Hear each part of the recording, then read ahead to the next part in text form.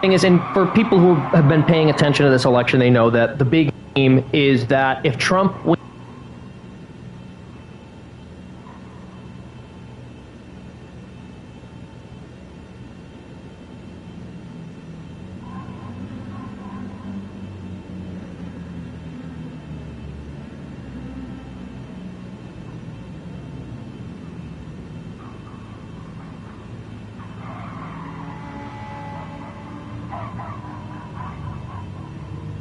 that she actually was having an inkling towards picking the governor of Pennsylvania, Josh Shapiro, who's incredibly popular in the state but decided not to. What do you guys make of that decision, and do you think it would have any impact, or am I just recklessly speculating here? Listen, I think it was a brilliant decision. Coach Walz really speaks to me as a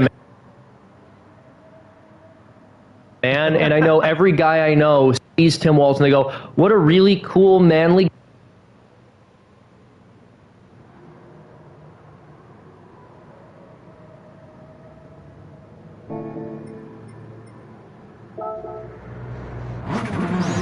guy. I want to vote for the ticket that he's on.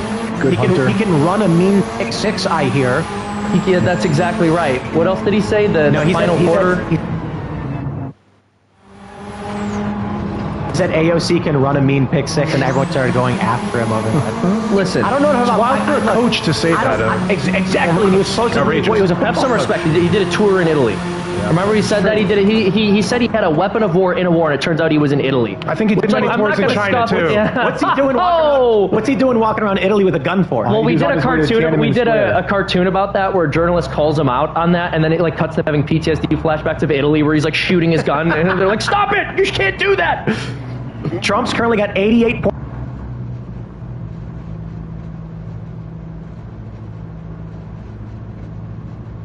0.6 million votes. That's actually insane. This is nuts. Harris is 70. This is the craziest election of my life. This is really Trump's chance of winning has dropped to 64.7. Harris has improved to 35.3. They're projecting 278 for Trump as of right now. Trump, could you imagine Trump getting 88.6 million votes? If it stopped right now and still losing, would be nuts. But if they stop the count right now, Harris has PA, Michigan, and Wisconsin.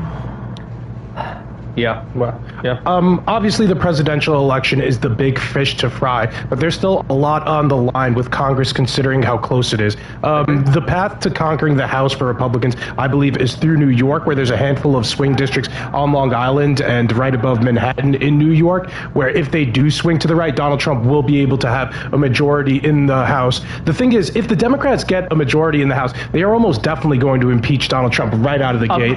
So right now, I got 270 to win pulled up. Nevada doesn't matter. If Kamala Harris holds the expected deep blue states, Trump takes the expected red states, but Harris takes Wisconsin, Michigan, and Pennsylvania, she wins 270. There's a possibility, although I don't necessarily think so. I think New York Times is giving the edge on Wisconsin to Republicans as of right now. So Democrats have no edge anymore at all. Republicans have the edge probabilistically in every swing state. But if right now the map were to stop, looking at decision desk, with the blue wall states, Harris would win at 270. I don't think that's the reality, considering what they're tracking with Michigan and Wisconsin over the New York Times. I don't know why decision desk lowered Trump's chance of winning just now, considering these are the states that matter. It's possible because the information from Wisconsin, Michigan, and Pennsylvania is showing that she is further ahead than she would have to be if Trump to have a 70% chance. If Trump wins Nevada, but if Trump takes back Michigan, takes Nevada, and loses PA, he still wins. Oh, fair. Fact, no, you're right. Screw I Nevada. missed that. He doesn't need Wisconsin. Nevada. Yeah. Sorry. If she wins Nevada, as long as Trump gets Michigan, he still wins. If he takes Wisconsin and Kamala takes Michigan, Trump still wins. He just needs, at this point, one blue wall state. One. That's it. Yeah. It's crazy how significant Michigan and Pennsylvania are, and it's really been crazy to see how the uncommitted vote in Michigan, these are predominantly Arabs and Muslims frustrated with Kamala Harris's pro-Israel stance, saying that they won't support her. You know, if this comes down to tens of thousands of votes in Michigan or Pennsylvania, which has a large Jewish population, which has been Democratic and could potentially flip because they're distressed to see how Kamala Harris has also been handling the Israel situation. Okay, so this is way wrong. Decision desk is just very, very wrong. So someone pointed this out. I'm billion. Trump does not have 88 million votes.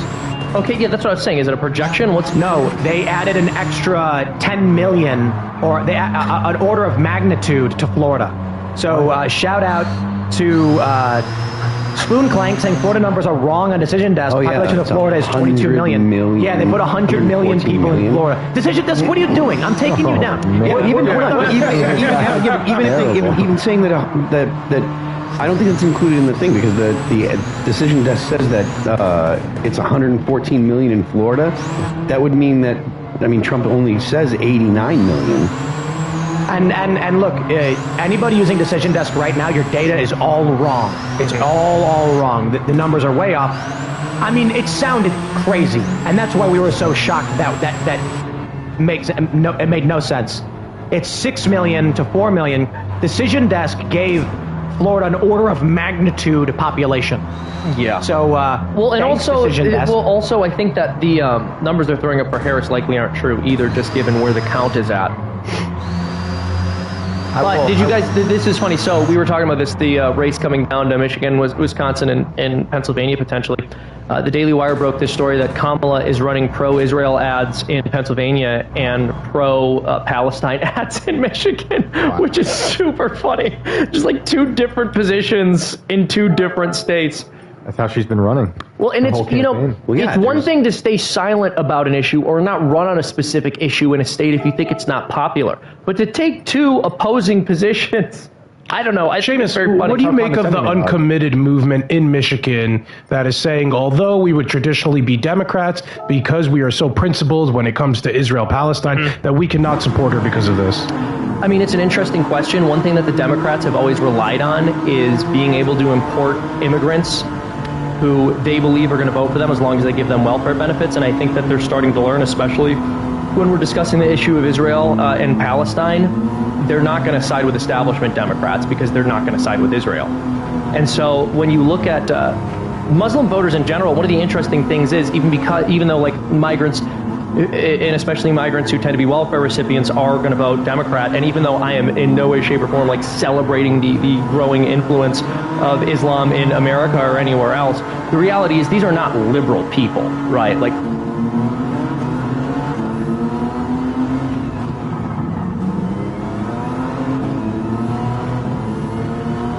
they're in the long run not going to end up voting in Democratic interests unless they can find a way to keep those interests in line with identity politics. And on the Israel-Palestine issue, they just can't. So I just want to shout out Decision Desk once again for claiming that Donald Trump and Jill Stein have tied in Lawrence County in South Carolina. I'm sorry, dude. Decision Desk, you dropped the ball big on this one. Yeah, that's pretty bad. I thought they were going to be good. We got all excited seeing that Trump had 80-something million votes. It didn't seem to make sense. And ruined my evening. My disappointment. What is it? My disappointment is immeasurable. My day is ruined. Yes. My day is ruined. And my election night is ruined. So bye-bye Decision Desk. We're not going to be paying any attention. So right now, New York Times has. Let's hit the refresh on this one just to make sure. PA is currently listed as a toss-up. Michigan toss-up. Wisconsin toss-up. We just don't know. Minnesota, they're expecting a Democrat. Iowa.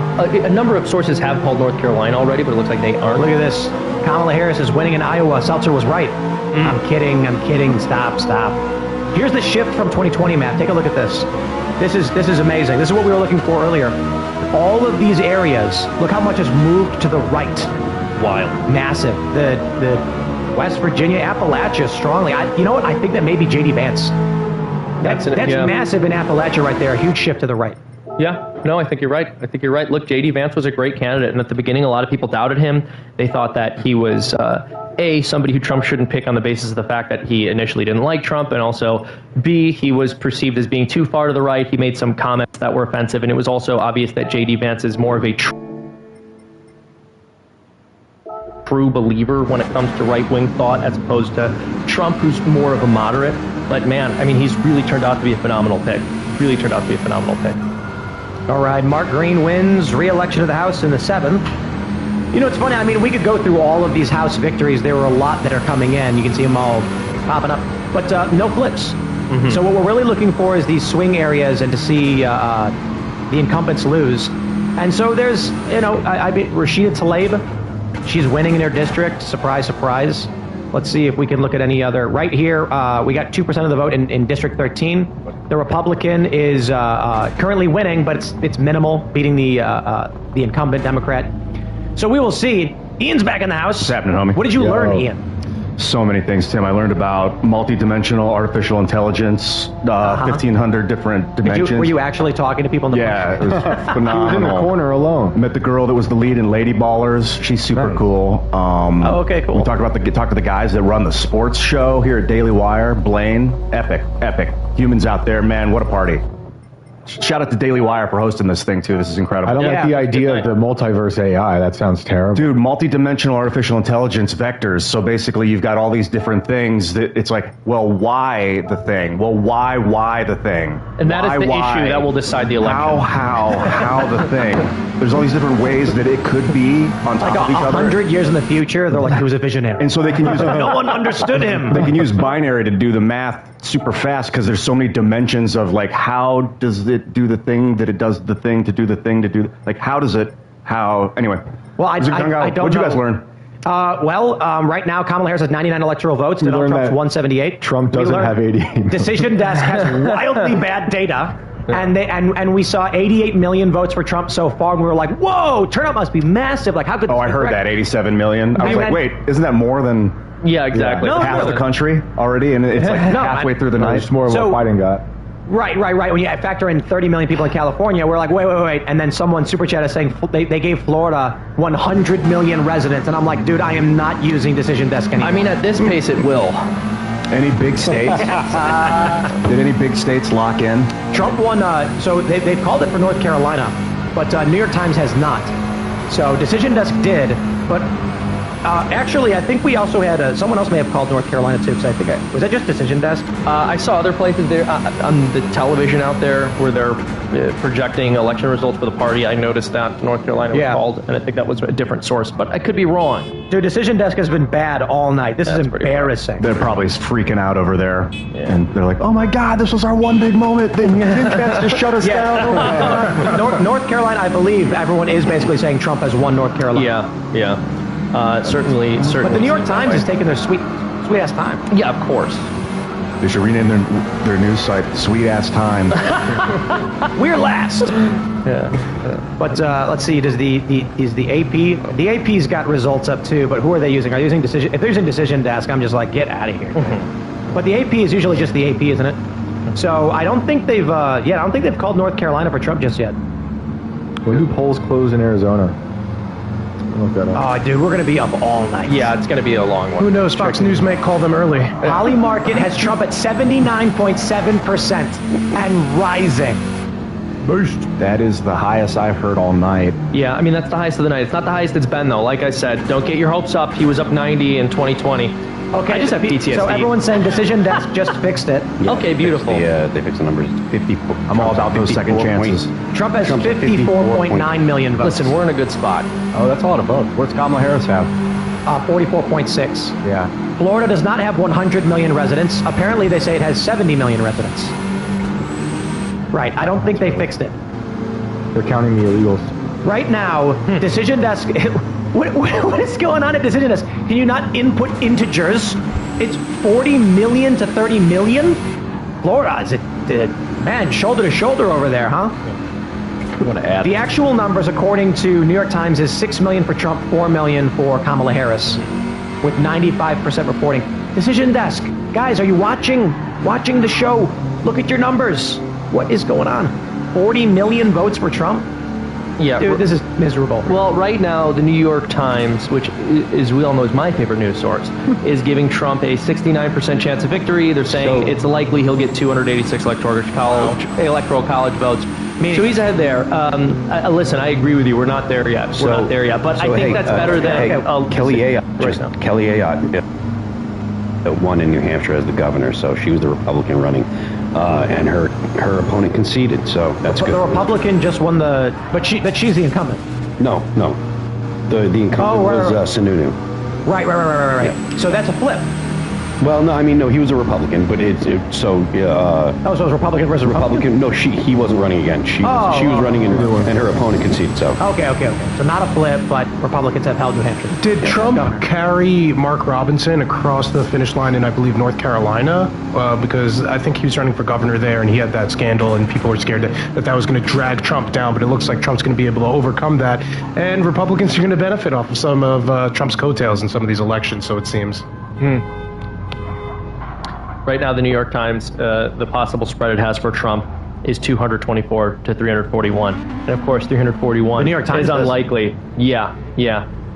But that would be hilarious. What are you looking at on the New York Times? I'm looking at the presidential election results right now. So they have a live forecast outcome. We have it pulled up. Yeah, if you scroll down a bit, see that? Leaning Trump? Yeah. 286, 252? Yeah, but if you go below, it says it gives you the potential range. So right below 286, it says 224 to 341. So they're saying it is possible. It's unlikely, but it is possible for him to get 341 electoral votes, which would be nuts. 69% chance of victory on the old needle. Yeah. I swear, it's going to be 11 and start going the other way, and we're going to have an inverse 2016. Exactly. It's all a big pendulum swing. That's why you can't get too cocky. You can't get too cocky, especially not at this point in the night. Yeah, Georgia with 77% reporting, Trump is up 5 points. So they're still refusing to call it, but this is going to be close, and the lawsuits will be mind-numbing. That's awesome. And in the future, they need more to pick up the Senate seats. The Republicans need to pick up these Senate seats in Georgia. It's crazy that I believe it's Warnock and a Jewish guy, I forgot his name there. Yeah. But it's two Democrats, senators, I believe, from Georgia, that should be easy Republican pickups. I mean, they have Brian Kemp in the governorship, and Trump seemingly leading here by 5 points. It's supposed to be a red state, and that's what honestly could flip the Senate. So Trump's, I think, bad picks in the past in Georgia, where he tried to run the football player, Walker or whatever. Yeah, Herschel Walker. And the same in Pennsylvania when he picked up Oz. So we'll see if McCormick in Pennsylvania, which would be a huge pickup, could pull through, because that, again, could help flip the Senate. That was somebody Ben Shapiro was telling us that he was personally campaigning for. I'm seeing a lot of chatter about Virginia, and Decision Desk already calling it, but a lot of people are saying, no way. So Norfolk, Richmond, Alexandria are all... Richmond looks like only 18% of the votes are in. You've got Norfolk, it's about 68%. Alexandria looks massive with 73%. But apparently on Twitter, they're like, it's still too close to call. And the New York Times has not called it. Oh, yeah. Donald Trump is currently leading by 2%. 2% in Virginia. Listen, if he wins Virginia, then we will not be here until midnight. Yeah. We're those moms flipped. I'm staying until midnight when they got rid of Northam. It's possible. Well, they changed to all paper ballots. That's great. In Virginia, they did? Mm-hmm. Yep. Yeah. Well, there you go. So let's adjust the map. If Trump takes Virginia and loses Wisconsin, if Trump loses the blue wall but takes Virginia on the chance that I don't know if it's going to happen, he wins 275. Wow, exactly. He can still lose Nevada. If he wins Virginia, we're going home. This would be absolutely wild if PA turns out not to matter at all. It was the Keystone State. They said Kamala Harris can't win without it. Trump can't win with it. They campaigned like maniacs in that state. Right now, Trump is ahead. In Virginia with 65% reporting, and they're saying it's going to be likely Democrat. Okay, probably. You're going to watch this tomorrow and you're going to say, you guys were dumb. You thought Virginia was going Republican. Well, look, right now Trump's ahead. Many people are saying it's too close to call. Democrats are freaking out about it. If somehow Virginia ends up Republican, Trump wins. Yep. Like... If we look at the map right now and say Wisconsin, Michigan, Pennsylvania all go Democrat, and then Georgia is leaning Republican, North Carolina is leaning Republican. If Trump loses Nevada, Arizona is already projected to go Republican and the blue wall, but wins Virginia. Virginia flips for some reason, that's it. It's over. Yep. It'll be an early night. That would be a wonderful gift. God, instead of having to wait 10 days. Seamus keeps being like, and I want to leave. And I'm going to leave. Did I tell you guys yet? I want to go home. Here's the thing. It's not that I want to leave, because if I have to leave because Harris just comes in with the landslide, I'm going to be like, You want to leave with your head down I want... Yeah, your chest out. Dude, listen, sure. it's just an important election, and there is some anxiety in waiting for the results, and you go, man, is it going to take 10 days or whatever? Are they really going to try to drag this out? You had Obama tweeting earlier today, sometimes it takes 11 days to count votes. Stuff like that. It's like, I don't like the noises they're making. Florida's counted 100% of the votes. Okay, they did it 2 hours and 41 minutes after the polls closed. That's it. That is something that you can do. Like, all of the states could do that, and there's actually nothing preventing that except for the lack of will. That's right. So the states themselves do not want to have the polls or to have their voter rolls taken care of that cleanly.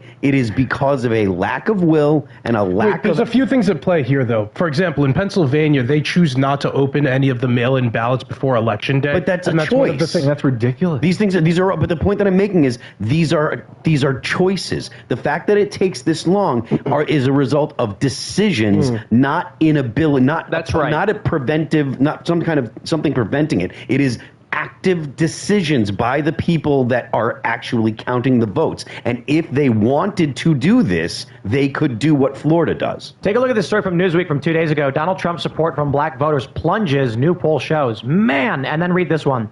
Trump more than doubles black support in Wisconsin, according to NBC exit poll. Wow. Wisconsin is not a general national poll, but it is fascinating how I'm seeing people tweet that Trump's black voters have shifted towards Trump. He's overperforming among black voters, and everybody was saying it wasn't going to happen. It wasn't going to happen.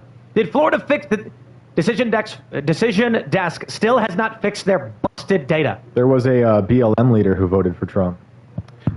It's so interesting to see how hard Trump has been vying for the black vote, considering the things that he'll do for them, and how historically they haven't rewarded him for that support that he's given them. So, for example, he did criminal justice reform. Some of what I thought is actually a horrible policy that let out a lot of violent criminals. That was supposed to be give me for the black community. Then he gave pardons to a bunch of rappers and murderers, for example, Kodak Black. And this was just really a gimme to the black community. And in the past election, they didn't reward him for it, and we'll see if in this upcoming election they do. The prison reform wasn't all that bad, though. There were definitely some bad people who got out, but it was I'm all for prison reform. I was pretty into that. With 41% reporting in Pennsylvania, Kamala Harris's lead is now only 0.9.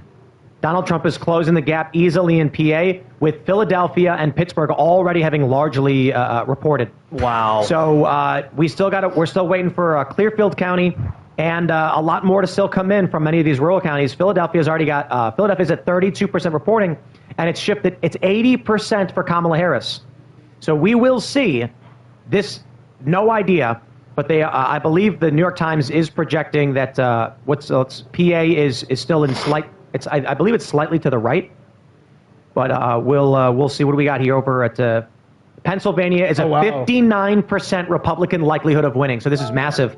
With the data coming in, Trump has the edge in every single swing state in their probabilistic needle meter. In the universe. I thought you were going to say that. So hey, look, it's getting better and better. Harris has lost her popular vote margin. It's gone. Wow. New York Times is now forecasting a dead even popular vote, with Donald Trump likely to secure 289 electoral college votes. Let's just keep it this way. Yeah. But how much do you want to bet they're going to pull up some, but the mail-in votes haven't come in yet? Well, the people who vote at 3 a.m. haven't gotten an opportunity, and she polls at 100% with them. So, Have the cemeteries reported yet? Yeah, exactly. Yeah, let's take a look. That actually would have been Are we funny, getting Ouija board in ballots? We should have brought a Ouija board. That would have been great. No, absolutely. No, that's right. My man knew right away. Subconscious. I proved it to my friend. It's your subconscious moving it around. Me and Shane are like, we gotta. Absolutely not. You're just moving it subconsciously. It's not real spirits. There might be spirits involved too. They try to get through you. Maybe you're right. Actually, guys, wow. 82.7 on Poly Market for Trump. Oh, man, let's hope the wisdom of the crowd is right. 75.5 that Trump actually becomes president. Insane. People buying and trading. Maybe people making a lot of money tonight on this stuff. Mm-hmm. Come on, let's call Ohio for Bernie Moreno. With 58% reporting, he's up 3 points in the Senate race. Let's just say 52 for the Republicans. All right, Utah just got called. It looks like John Curtis. Nobody's surprised by that. Did you see that Riley Moore won? Twitter? Not that that's a big surprise. Oh, that's yeah, awesome. yeah. That's awesome. We knew he was going to It win. was a shoe-in. It was the prime. I didn't even think he had big primaries. Well, the Moores own West Virginia, so... Oh, Riley's great. I'm so excited. Yeah, shout out to Riley. I told him he's going to be the only member of Congress who can land a kickflip. That he can. True. I'm also looking. I'm looking forward to seeing what happens with Joe Kent. I'm looking forward to Kerry Lake. What state's Joe Kent? Washington. CNN says Nevada experiencing issues counting mail-in ballots because young people don't know how to sign their names. That is garbage. Hilarious. Throw it out. If you can't sign your name, then you shouldn't get to vote. It's not complicated. Like, don't do forensics on that, They have bro. several days to work that out, says Costa. Trump has won Montana. Not surprising. Donald Trump has won Utah. Not surprising. Let's see. Republican John Curtis wins Utah. We got that one. All right. Let's go, everybody. I'm just checking the other data, and looks like that's all the big updates for now. How you guys doing? What is this rock, paper, scissors going on over here? Figuring out who's going to bounce on the next cycle in. You gotta do rock, paper, scissors. The next guest. I just said shoot. Live. All right, come on. Who's coming in now? Scissors, I don't know. I can't see yet. It's a mystery guest. It's going to be a Mystery surprise. guest. And behind this door, There's a good dude right here. Oh, it's a mystery guest. I don't know if we've ever met before. Please Hello, join. Come on down. Siaka Ian. Good to see you, dude. Okay, hey, I'm allowed. It's nice to meet you. Welcome to the show. Good to see you. Bill, nice to meet you. Shame, it's good to meet you. Here we go. This is like the best greeting anyone's given us when entering the show. Everyone else just comes in and is like, Hi. all right, introduce yourself. On the floor. Well, hello. A lot of your viewers might know me as Black Jeremy, but I'm actually White Siaka because I didn't vote for Joe Biden. So. Oh, yeah, you ain't black. That's right. You lose your melanin. I lost the card. Condolences. But Biden. How you feeling right now? Because I mean, we're feeling pretty good. I'm feeling fantastic. I actually had a dream about a month ago that everything was red except for a few of the crazy states like California, which I fled from, and I saw 311. Saw the number 311 in there, and I saw the media try to call it, but I saw 311 for Trump, and I just woke up the next day and I was like, that's it. It's going to be fine. Did you put on 311 when you woke up? Yes, yeah. Decision Desk has Trump has predicted that, or is looking like Trump is leading in PA now. I don't believe it. 49.8 to 49.3. I don't believe it. Guys, I actually thought this. There's going to be two outcomes today, and both of them will lead to Trump winning. All right. Either one, a blowout, and we're just going to be celebrating and popping bottles. That'll be me. Or two, court cases and all that stuff, but it'll still end up being a Trump. Like, I don't think they can stop any and everything that's coming right now. So New York Times currently has Kamala Harris up by 0.3 in Pennsylvania. Trump is closing the gap, and now she's only leading by about 9,900 votes. Do they have the Senate race? Any updates on the Senate race there in Pennsylvania? Let's take a look. In the Senate race, Bob Casey is up 2 points. Oh wow, okay. But if it's he's up like 60K. Pennsylvania's known for splitting the ticket, though. They will split the ticket in Pennsylvania. It's crazy because it's usually that they have a split senator situation, and only recently did they have two Democratic senators. They have a Democratic governor in there. So Trump I believe won the state, or Republicans haven't won the state since 2016 when Trump won the election. So this is his path again back to the White House, and amazing things are happening in Pennsylvania. Trump is up 220,000, just about 220,000 in Georgia with 83% reporting. It's looking like he's going to take it. Yeah, he's going to take it. In North Carolina, he's up comparably about 200,000 with 6-7% in, and it's projected he's going to take it. Yeah, didn't I recall? Trump is still winning by 2 points in Virginia, but they are still saying it's likely going to go Democrat. And news from Oregon, Trump is currently winning 71% to 26 with less than 1% reporting. That means 4 guys voted for him. Yeah. And everybody else mailed it in. That's what Trump is currently winning in Arizona by literally 40 votes. Holy crap! Crazy. Where? Every vote in Arizona. counts. Every 40 votes count. Guys, look, with 36% reporting in Arizona, Trump is winning by 40 votes. I told y'all it's going to come down to the wire, and your vote may be that vote. We're not going to get the results out of Maricopa County until next month. So Arizona will never be called. Maricopa is already reporting 54%, with Kamala Harris 51 to Trump's 49. Wow. Is there Kerry Lake info on there too? I had to interrupt you right away because we had the data from Maricopa. I don't. We don't have the. We got to pull up the Senate for. Yeah, they don't have the governor races there, but for Senate, Is she running for governor? Ruben, governorship. Oh, right, yeah. Sorry, my bad. Carrie Lake is currently down by 8 Ticket points. splitters. Yeah. In Arizona and Pennsylvania. I think the really good news is that if Trump wins, the Democrats are going to peacefully accept it. And everything will be fine. I didn't know you do a comedy routine out here. You guys are. This is No, it'll be like so a can peaceful I ask, George I'm Floyd curious ride about this. Yeah, a mostly peaceful George Floyd ride. Yeah. So I want to ask you about this because you mentioned that you had a dream that he won by 311, and so obviously you're leaning towards him winning. You're convinced he will. I hope you're right. My question is, how do you think the left is going to react to that? They're going to lose their mind. They're going to fall apart. Stanford and Yale and Princeton will cancel classes again and bring out social workers to help them get through it. But no, seriously, it is one of the reasons why my wife and I left California. Yeah, good call. Because I think they're going to make us suffer. They're going to make us suffer in the cities because there's also going to be a narrative for their news report moving forward. Oh, look what Trump brings. Because they're all about the narrative. They're all about the destruction and chaos in order to sell their stories. There can be people out with Joe Biden T-shirts on smashing things, and the news will be telling you that it's Republicans and right-wingers. They could literally not just Antifa, but like actually be wearing Harris gear, and they were out there smashing things, and they could be screaming, "We hate Donald Trump," smashing stuff, and they will still tell you, don't believe what you see.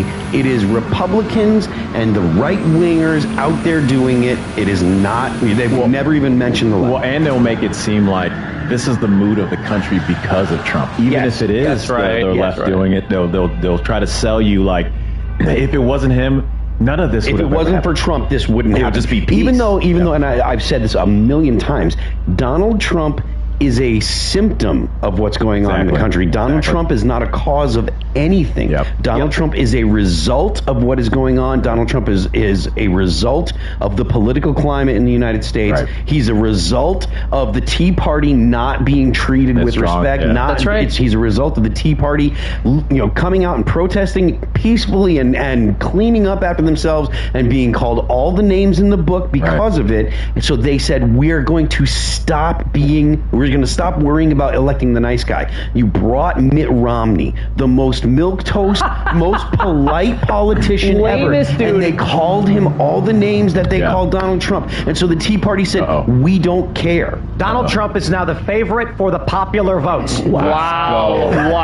Let's get the mandate right now. Let's get the mandate so we can stop. We can turn this insanity around in the schools. Oh, man. By 0.3, Trump is now favored, according to the New York Times, for the popular vote, projecting 291 electoral votes. Let's keep it that way, I hope. Is it saying Arizona's Republican on the bottom over there? Yes 73% likelihood. North Carolina, 87%. Georgia, 90%.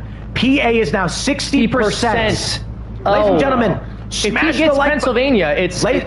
If he gets Pennsylvania, it's pretty much. And as the only black guy on this dais right now, I have to say. What are you talking about? Oh, I forgot. And the only two black guys on the dais right now. No, it's Arizona and Georgia. No one talked about those numbers. Right. But a lot, and even Nevada. That was POCs that did that in there. And no one's talking about. I don't care about the suburban wine moms anymore. Let's talk about the ones over there. Trump's popular vote margin has just increased to 0.4. Oh, wow. It is skewing higher.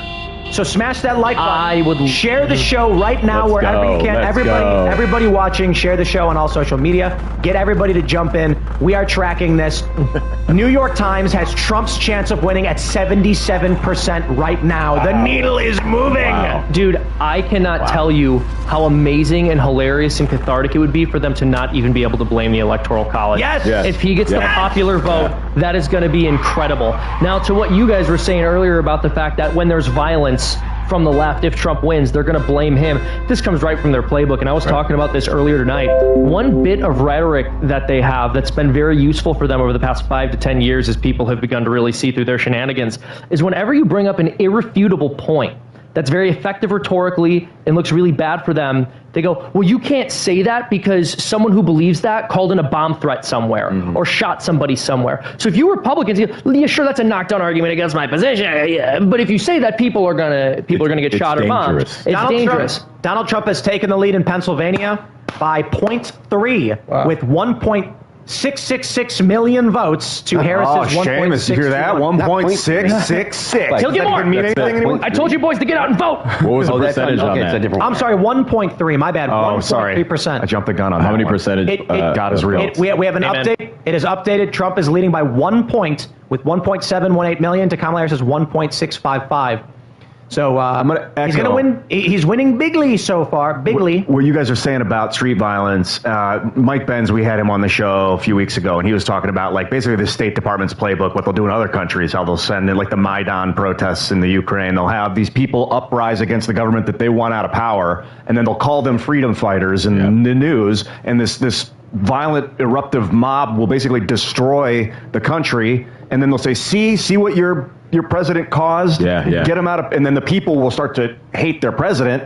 And he said, expect that at home. That's the color revolution. That's right. Wisconsin's. Yeah. Hillary Clinton did that in Libya. And Yep. Wisconsin's showing 95% in, and they're 55 to 43% for Donald Trump. Yo. Really? Oh wait, no, I'm sorry, 50. No, it just Decision flipped. desk Wait a is minute. busted, bro. Yeah, Check it this just out. flipped. Pennsylvania exit poll. Trump is up 7 points among people who believe democracy is being threatened. what? So all the liberals. That's He's up 7% with hilarious. the liberals. I love it. This is I think if you were to ask me if the fabric of our nation was being threatened, I'd say yes. Yeah. Democracy is just a word they choose. That's fine, right. Whatever. And I think it's coming from Democrats. I think Yeah. these people are being asked, do you think democracy in jeopardy? They're going, yeah, they're trying to arrest the front runner for the presidency. And Or they swapped another out the very- president, and the Yep. primary no longer without counts a- for anything. Exactly. Does democracy no longer important there? The thing about political violence that's really troubling is that it's not treated equally by Yes. both sides. That's right. So, for example, all of the Republicans are constantly pressed on January 6th that and January 6th this, and they're forced to condemn it. But I'm very ambivalent when it comes to that as somebody who is on the ground covering it, because when there's any violence from any people, from the George Floyd stuff to the BLM riots, all of the Democrats are actually behind them and support them. Yes. CNN is literally have a camera on there.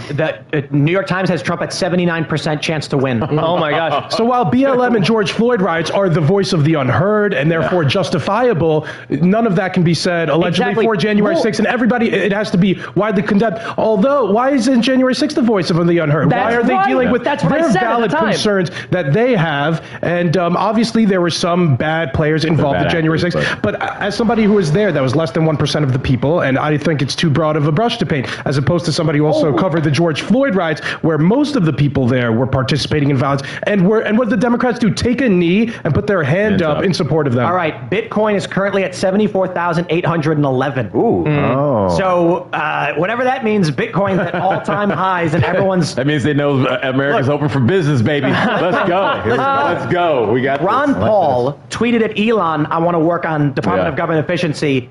If every single right-leaning libertarian didn't immediately be like, Trump's got my vote at that moment, then I don't know what Then does. you're crazy. Well, then you're crazy. Oh, I'm sorry. I want to give you a chance. Well, I was going to say about the political violence that actually happened in my mother's home country of Liberia, West Africa. In 1983, they installed a general. He took everything over, and then about 10 years later, they used Charles Taylor. Trump's at 90% on polymarket. Sorry. Go Oh, ahead. yeah, no, that's great. No, this is great, but I can't this is how now. they use it. They brought in Charles Taylor. Charles Taylor gets weapons from the CIA. He goes through a 20-year civil war where kids are cutting out other kids' hearts. Like, they're doing crazy stuff. so sad. And just by George Bush's last decree was telling Charles Taylor, if you don't leave, we're coming to get you. And he left. He ended up going to The Hague and all that stuff. But it's so easy for it to happen. I literally have it in my family of how they did that in the country, and they've been trying to take us down that road. I think you're where right. Everything you've done is bad and everything we do is good, and that justifies us to go in there and literally take your property, take your life, and take everything that you own. So I think so. Melissa Chen says Tony Hinchcliffe can take a deep breath right now. Trump is currently at 90.5% on Polymarket. That doesn't mean much. It's just predictive. So we will see. Current data out of Wisconsin has Kamala Harris up by 0.1 with 44% in. So it is looking very good for Donald Trump as of right now, because Madison is at 72%. Milwaukee is at 48. Look at this, Waukesha County, 77% in, and Trump is winning by 19 points. I got a question. Oh my gosh. Yeah. Tim, Wow. guys, Trump wins the popular vote, wins the mandate. Do Democrats ever win the presidency again? And if they do, how long? It depends on if he deports who needs to be deported. It depends on if he does the deportation. The answer is, of course, they will. They will have to completely and radically transform their party. Can they, though? AOC. They've lived on abortion for so long. That's what I was saying earlier. I agree with you. I don't think they can change it. I don't think they're willing to. What was the period where I think before the early 90s, Republicans didn't control Congress for something like several decades? So it will not be easy, but there will be a massive repudiation of the Democratic Party. Incumbents will lose. Primaries will be launched. You are going to see a bunch of moderate Democrats run primaries and say, these people are psychopaths. They're crazy. And then, hopefully, I hope this is what happens, in maybe, I don't know, 8 or 10 years or whatever, the Democrats are a much more moderate party that looks more like Tulsi Gabbard and RFK Jr. The Republican Party looks like Donald Trump, and our disagreements are substantially more mundane. We hang out, we eat pizza together, and then we debate minor issues but mostly agree. It's funny because I kind of think actually the exact opposite. I think Trump's a legendary politician and uniquely fit to unify the party, which is going through a realignment currently. He's still managing to bring all those factions together. But in a post-Trump world, I don't know if there is a Republican figure who could bring together all these factions as opposed to the Democrats who will fall in line with almost anybody, I believe, who runs for president. I think that's an interesting point. I'd have to think about it more, but you're probably right about that. But Trump is so great at unifying this party. It's amazing how he really has it done. It's Trump's party, frankly. It's not the Republican Party. But it's Trump's party. I'm thinking, though, we have to factor in what he wants to do in 4 years. Let's just say he reduces the income tax to the point of where he wants, and we're using the tariffs like we did pre-1900 to actually fund our government. Success goes up. People can live normally. People can live in California like we live in Tennessee, right? And so everyone doesn't have to move. What can the left actually offer, even moderately, that can compete with that? Like, I don't. We were just there's one issue, guys. There's one issue the Democrats offer. That's right. That's it. That's the only issue. Anything at all, and they haven't for the past 4. No, that's what I mean. Like, guys, you're missing the biggest. I am glad Jeremy's here for this part. There we go. They haven't offered anything except for fear. They've literally all they've done is accused their opponents of being evil. It's all been about they're bad, they're evil. You should be frightened of them. They don't offer policy. Guys, starts with A and ends with an Trump. A decision desk is calling Iowa for Trump. I just want to shout that out. And Seltzer was wrong. Jeremy, are you kidding me? Jeremy is here. Hi, sir. Jeremy, are you a bourbon drinker? I thought, is that? There's 2 Jeremys? Yes, it's crazy. Are you a bourbon drinker? Say again? You a bourbon drinker? Not on a night where I'm on. You may not know this. In 2016, we thought the election would be over very early. If you may recall, the New York Times, for example, is calling for Hillary by 90. She had a 99% chance of winning. That's right. And so we thought this was going to be the shortest broadcast of all time. We should drink on air. Oh, geez. And if you go back and watch the video, by hour 9. I'm laying in my chair. I am so drunk. I drink so rarely, and I drink to such excess. It was done. No more election night drinking. He was the only person to cover the election to not know the results the next morning. Yeah. He was like, who won? What happened? Where am I? Yeah. I'm feeling really, really good right now. Yes. Okay. How are you feeling, Jeremy? You know, Dr. Phil was on the show a moment ago, and he introduced me to a new term, which is nauseously optimistic. I saw that. I heard that today, too. I would say that I am nauseously optimistic. That's how I feel. Perfect. Like, you're going to win and throw up. How's that work out? Yay! I do want to call out my boy, though, for saying that he thought that Donald Trump was going to win New York.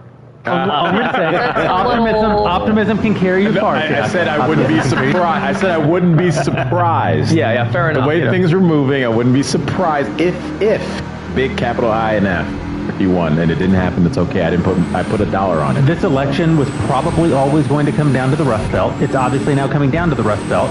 There are real challenges because I think in every presidential election in my lifetime, Pennsylvania, Wisconsin, and Michigan have voted in unison. Right. Yes. Yeah. And while it is possible for Donald Trump to pick up all 3 of those states, it is more likely that he will not, which means we will need a kind of rare political occurrence, which is for him to break off 1 or 2 of those 3 states, which again, none of us on this panel were alive the last time that happened. But I do think that it's possible tonight. I think he's looking great in Wisconsin. There's actually some pretty encouraging signs even in Michigan. And I'm not giving up on Pennsylvania yet. He could sweep the Rust Belt, and then you would have a truly decisive victory, which I think, listen, I want Donald Trump to be president. Obviously, we've talked about that ad nauseum. If he loses, I wanted him to lose by a lot. The worst thing for the country is a narrow, like within the margin Kamala Harris victory. Like that's a disaster. So if Donald Trump can be the one who has the huge victory, then that's like, saints be praised. Yeah. With 53% in, Trump is up 1 point in Pennsylvania, and in Wisconsin he is up by 0.3%. Wow. So this shift just came in Michigan, only 21% reporting. But Harris has the edge with 49.8 to Trump's 48.4. So, Jeremy, well, I just want to ask you, do you think it's more likely for him to break that coalition apart or for him to sweep all three? Well, if past is precedent, then it has to be more likely that he would sweep all three. That said, I don't think that it is in practice more likely that he sweeps all three. I think in the actual moment in which we live, the most likely outcome is probably that he wins Wisconsin or Pennsylvania. Yeah, I think he breaks it up too. I think there's too much. He only needs one then, right? There. Yeah, he needs. He only needs one. Yeah, he only needs one. So yeah. Yeah, and if he wins Pennsylvania, we're just. Do you think if he wins Pennsylvania, he wins the presidency? Do you think it's likely that he'll win too?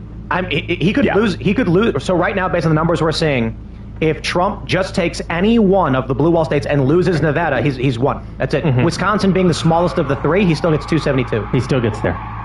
Yeah. And losing Nevada. Clear. That's losing Nevada. Nevada looks like it's. Ooh.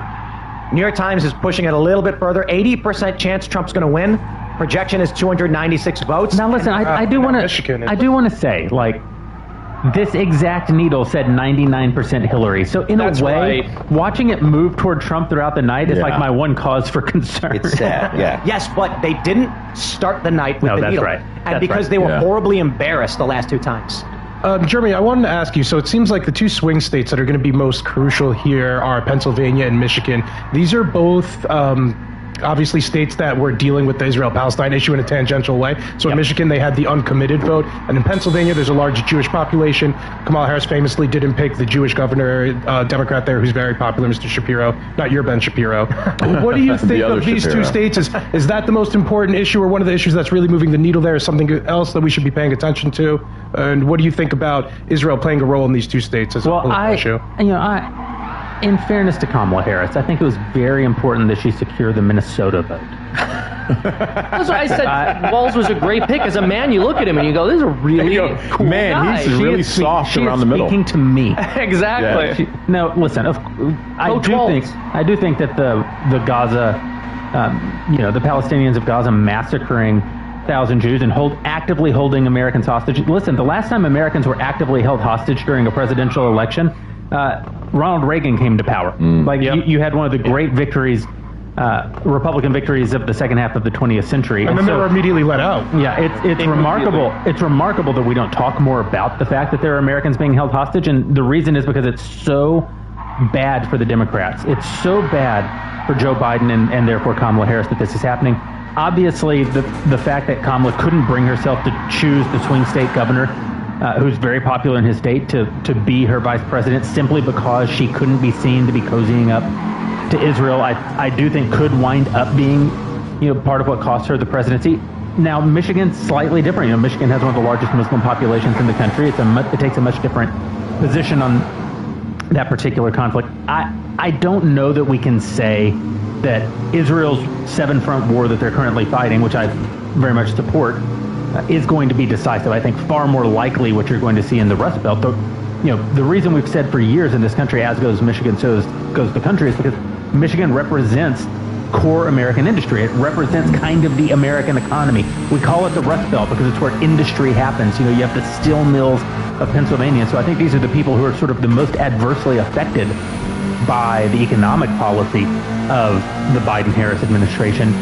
That's not to say that I don't think that the conflict in the Middle East has any bearing on the vote, but while it's fun to say she should have picked Josh Shapiro, and while it would probably be the case that had she picked Josh Shapiro, she would have transcended some of these issues by picking a very popular swing state governor to be her vice president. I don't know if that's the same as saying that the decisive issue in those states is the war, Israel's war effort, which I don't think is the case. So to be clear, know this was mentioned when I was joining you guys, but the New York Times hasn't called the Senate race in Ohio, but it does look like Bernie Moreno is crushing Sherrod Brown. Crushing. 78% in, 5-point lead. I wonder why they're not calling it yet, but I'm down to wait. It's looking good.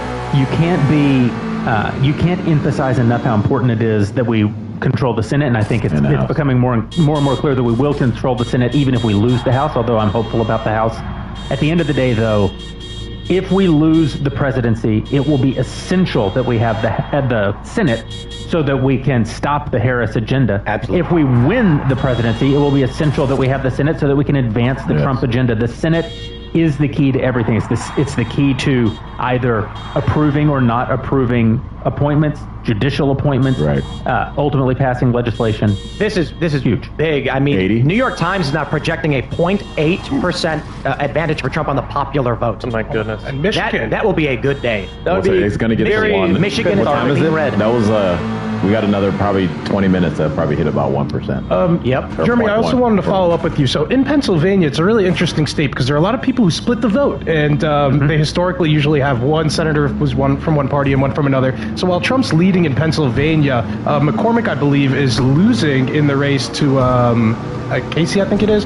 What do you think about those who are splitting the ticket? Somebody who could vote for Donald Trump, but then not support the Republican Senate candidate.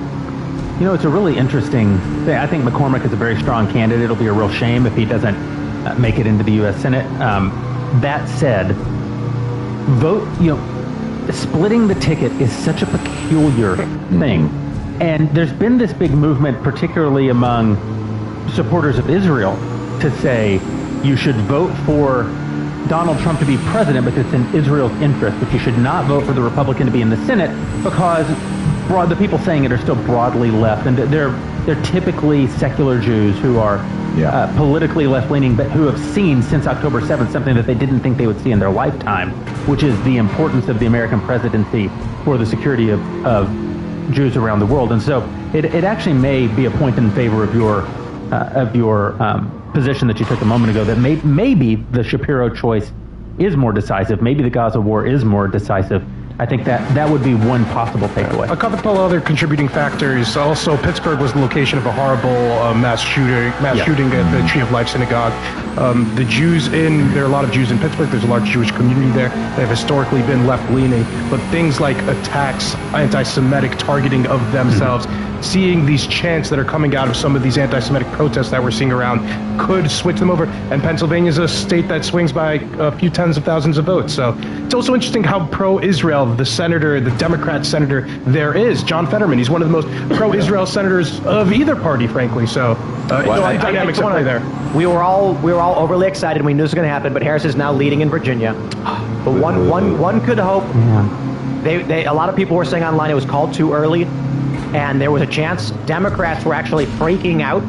Virginia, why is it close? But Virginia is now. I mean, if Trump had won Virginia, it would just be like game over. Of course, it was never very likely. But man, it would have been fun. Well, when you're talking about like the conflict in the Middle East, I think like in Michigan, while it may not completely sway the electorate over there, the big swath where you have the Muslims in Michigan and you have Jews in Pennsylvania, that could influence a lot of other people to move in certain directions. So from that standpoint, I think it does. I just don't know if like each of those pockets, if they all voted one way, then it's all one no. But if you live in Michigan around a lot of Muslims and you kind of talking to your neighbors, you go, that kind of makes some sense. Same thing in Pennsylvania. So I think their influence of who starts to lean that way, like we saw, there were so many there that came up and they at Trump's Michigan rally, and they came up on stage and they were just talking of like, we support this, we support him. Because also, I think they see the writing on the wall. They're losing. A lot of their people are dying right now. It's not Israel that's dying like crazy over there. It's September 7th or October 7th was terrible. But who's losing right now is people they know. So if they go, hey, this guy's saying he's going to at least stop it, now that's going to influence those neighbors around them maybe to shift too. So it's also the case that had Donald Trump not lost the presidency in 2020, the Gaza massacre, or the massacre in Israel by the Palestinians of Gaza never would have taken place. Right. The prerequisite for that to take place was Joe Biden unfreezing all the assets of Iran and essentially giving them billions and billions of dollars to feed their proxies to launch a war against Israel. I don't agree with this, but what do you make of the argument that it was because the Abraham Accords were coming to fruition that kind of sparked this by Hamas as a kind of last-hitch effort to kind of ruin peace between the Jews and Arabs? Well, it's absolutely the case that part of the incentive for Iran was to stop Israel and Saudi Arabia from forming an even closer relationship. They'd been moving more and more close together over the previous years, and Saudi Arabia certainly was going to sign the accords. But listen, the fact that bad people react to good things by doing bad things is not an argument against the good things. Exactly. So, well, this is a point that I made earlier just before. Sure. Put a pin in it, some updates. Decision Desk has been wonky all day, but I do want to at least track what they're saying because it's being reported far and wide. Georgia has now been called for Trump. North Carolina is clear for Trump. Wisconsin has just flipped with Trump in the lead. Pennsylvania, Trump is in the lead. New Mexico, this makes no sense. They're saying Trump is in the lead, but that's probably going to flip back. And Arizona is likely going to flip as well. I have family in New Mexico, and I can just tell you that New Mexico is the closest thing to an actual communist state that we have. It's bad. It's bad. It's so bad. I drove through it, and I couldn't get out of it fast enough. Well, I kind of love it, but man, the meth users, there's a lot of, not saying all New Mexico meth users, but it was pretty high. Listen, I want to come on the show if I know we're going to have a meth conversation. a bigot, an anti-meth bigot. He's anti-Methodist. Somebody's waving at me that I have to leave. I don't feel like I've been here long enough. Well, you can stay as long as you want. Can I come back? You're in charge. Anytime you want. You want to switch with me? This was a lot of fun. Thank you, guys. Yeah, thanks for coming. Thanks for coming, Jeremy. And we got a lot of people. See, we should pull some other people. Where's Farmington, New Mexico. I'm gonna go get some. I love Albuquerque, New Mexico. I want to go. Is anyone else? I can pop out in a second if anyone's trying to sub. Anyone trying to sub in, Lisa? All right, cool. ALC all in a little bit. Freedom Tunes, check us out. We just uploaded some cool new stuff today. It was great meeting you, bro. Nice meeting you too, brother. See you. What's that? You will. We'll get there. We'll get there. It's New York Times seems a bit more reluctant to update the map here. It'll be your fault because we were winning when I was on the podcast. It seems like they want to keep. We were winning when I was here. So I'm just saying if it goes the other way. What? You got your wish, They want to keep. bro. They want to make sure that they're calling things that are accurate and not like they don't want to get out ahead of them. But right now, New York Times projection is Trump 297. They're saying Republicans have the overt probability in Michigan, Arizona, North Carolina, and Georgia. If we stop there, Trump won. Game over. Yeah. Georgia is now greater than 95 for Trump. Trump's clearly taken it. Decision Desk already has North Carolina. Arizona's obvious. If this Michigan holds, it's over. Michigan is actually leaning a Republican. Like Harris has just a slight lead right now, but it's like by 5,000 votes. Wisconsin, Harris is down. PA, Harris is down. So I mean, it is possible that Trump takes out the whole blue wall, which would be Next brilliant. level. And it would be completely. It would make for a mandate for Donald Trump. The popular mandate. That's why I've been saying the past several weeks we have to win the popular vote, so that if Trump wins the electoral vote and Kamala wins the popular vote, they will claim they are the mass, they are the majority, they are the popular mandate. Let's say no to that. Yep. Right. Yeah. It stops the trans stuff in schools. It stops the open border. It actually encourages the deportation without feeling as much backlash because the population is down. I agree with all of that. That's all true. But it also signals. Elon Musk tweets game, set, and match. Stop it. Stop it. That's better than any of this. I'm out. All right, guys. Well, I'll see you in the morning. No. I mean, I don't like counting our believe chickens. that. Exactly. I want to I'm with believe it. Bill. I like but it. I know you do. The chickens like it too. The point It's that like bad juju. The point that I was trying to make, right, is it makes it clear that the American people are clear on what they want. It is a clear victory, and as much as all of the policy that we want, we're going to get it. More than that, it makes it so that way you can't have these people that want to tear apart the fabric of the United States, that want to tear down the structures, they'll want to tear down the Electoral College, they want to tear down they want to get rid of the filibuster, they want to expand the court, they want to add states. If you get a solid win, where there's the Electoral College win and the popular vote win, it puts all that stuff to bed. It makes all of the arguments for that stuff go away. And then when you're making those arguments, normal people, which I keep referring to, the normies that only watch about an hour of news per week, they're going to look at those people and say, you are effing crazy. Right. Stop it. Yeah. There's a clear winner. All the stuff you're talking about is all crazy. Shut up. But even back to the deportations, like you were talking about. The Americans love that. A third of Democrats. Well, yeah, exactly. Well, it goes to show that people are in support of mass deportations as well. It's like you can't just bring in 10+ million illegal illegal immigrants in the United States, unvetted, letting everyone in here without paying the price. 70% of Americans are pro mass deportation, not pro. And 1/3 of Democrats support that as well. Which is wonderful. Wow. But it's not just closing the border. It's not just preventing more people from coming.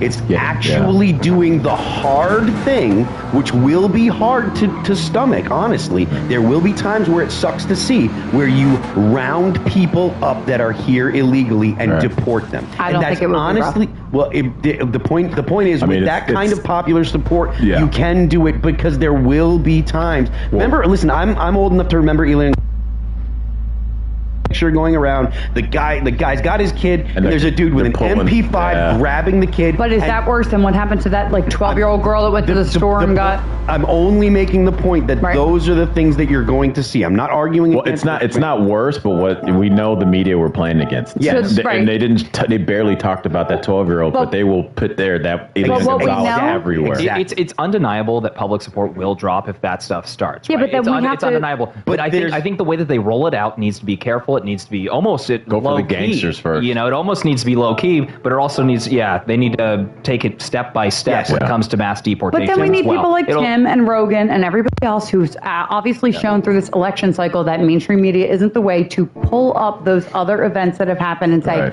this looks bad, remember this. Remember when these kids were dying. But we made it, real quick, we made it 4.5 hours without it doing any shout-outs, but considering the extended duration, we're going to give a shout-out to our sponsors, which are ourselves. We sponsor ourselves, so go to castbrew.com, buy Cast Brew coffee if you want to support the work that we do.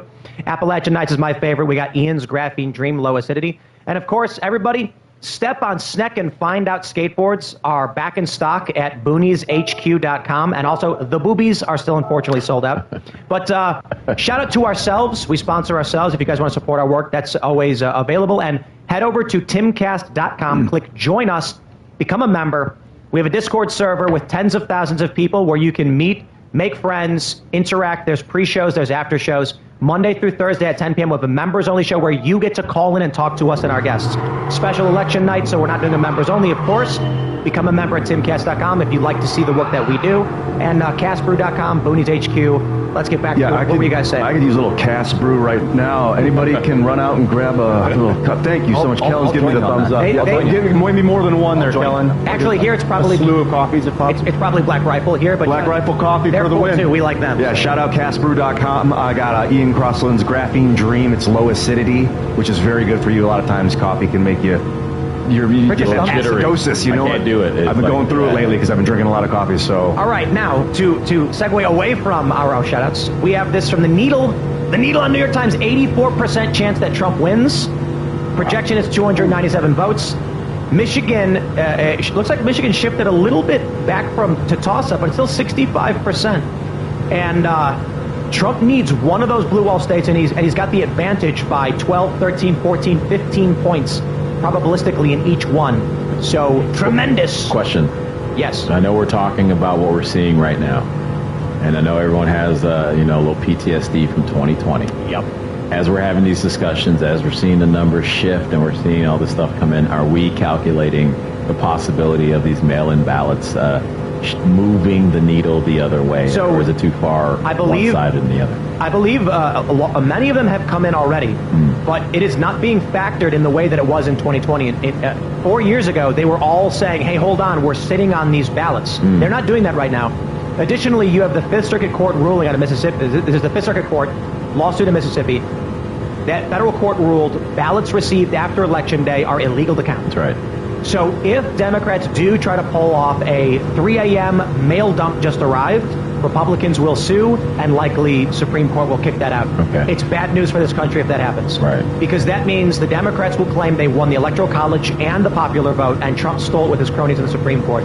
Hopefully, the way things are going right now, I don't think...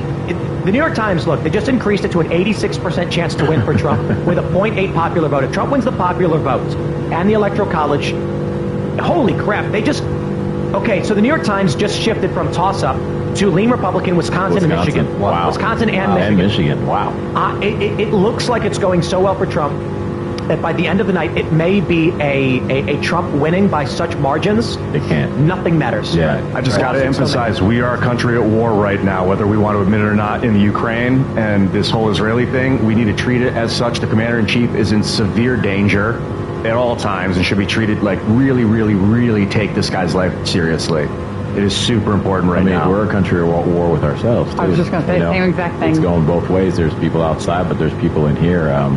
When they want to go on a statement about the enemy from within, I'm like, that's part of the Constitution, from fight foreign and domestic, and unfortunately, I think there's a lot here. He's talking about illegal aliens that are committing crimes. That we need to arrest people who have broken the law, and we need to send them home. Yeah. And it's remarkable how, hey, the people who are here illegally committing crimes should go home, and they're like, that's cruel and unusual.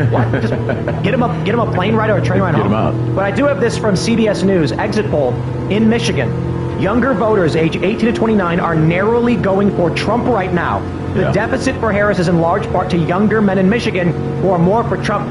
Men! Let's go, boys. So proud of them. Let's go. Get out there. Finally, right? Where you guys been? The boys have shown up in Michigan for Trump. Republicans did such a good job at making it fun to get out, to vote, showing up to college campuses. Right. Shout out to Barron Trump. Action and Barron Trump and all of these people, all these streamers hopping on board saying, you know what, Donald Trump is awesome. He's our future. Let's get after it. We should start Kamala Harris, not the move. Donald Trump, the move, and they made it fun. Yes. They made it fun for young men. So this is from Libs of Tick that says, Osceola County in Florida, one of the largest populations of Puerto Ricans outside Puerto Rico, and Trump has flipped it. Wow. Remember when the media cried for a week about a joke about Puerto Rico and how he'd lose votes? Probably so many Puerto Ricans love that joke. I know. He's talking about our state. They're like, I know, they need to clean that place up. Oh, what, I'm offended? Well, Democrats also tried to grab onto like a few viral clips of a guy saying, I'm no longer voting for Donald Trump, and you're just asking yourself, all of us are asking ourselves, seeing that, thinking, who on earth would do that? That doesn't make any sense. 88% now on New York Times. Wow. It is 10:41 Eastern time, and I'm hoping we can wrap this up in a little bit so I can go eat some chicken wings. We should start calling ourselves the Grand Opportunity Party now instead of the Grand Old Party, because I think those young people you're talking about in college, they have a binary choice. That's not bad. Either you like that? That's good. Yeah. Patent pending. No, but you see that. And it was Trump's pick for J.D. Vance, whereas Kamala picked Waltz. Just from a visual standpoint, one guy is going, I'm picking the future for you guys, and the other person's going, I'm picking that same old. So Vance actually, he represents those young men who want to come up, even people like ourselves. For sure. And Trump goes, this is your future, guys. To your point, not only is it just Vance, but like the support from Musk, which I was mentioning earlier. The support from Musk and the things that Elon Musk is trying to do with effect, these are all people that are forward-looking. Yes. You see what you're saying? No, I was just going to say with the Waltz pick, it was somebody that was weaker than she was. Even if you can, if that can even be comprehensible, right? Like she's so brutal. Yeah. But who's not going? Like Vance was strong, right? He's our future. He's strong. He can push back against Trump, right? Like and wildly relatable as well. Real quick. McCormick is up in Pennsylvania by 1 point with 60% in. So this is in the Senate. This is big. To defeat incumbent Bob Casey would be massive. In Ohio, Bernie Moreno is up by 5 against Sherrod Brown, the incumbent. Wow. This would be 2 seats. Wow. If that holds. Now, it could be a split vote, but right now we've got, according to the New York Times, Trump is up by 3 points in Pennsylvania with 61% reporting, and they're projecting it to lean for Trump in Pennsylvania. Let me say that Berks County was where Scott Pressler did tons and shout tons out to Scott Pressler. of his work, and he's leading there 56-43. Trump is leading. That is huge. If the Senate flips in Pennsylvania as well, I mean that's tremendous. That's amazing. So Casey's been there forever, and he's horrible. I hope that it shows what Scott Pressler did and what a lot of other people. I mean, I was vice chair of the LA GOP, and we ended up gaining about 60,000 new votes, new registered voters for Los Angeles County, while the left lost 40,000, and it was a net loss of the population of 240,000 people. So it tells you that the not the transplants, but the people who grew up in LA are changing over there. So I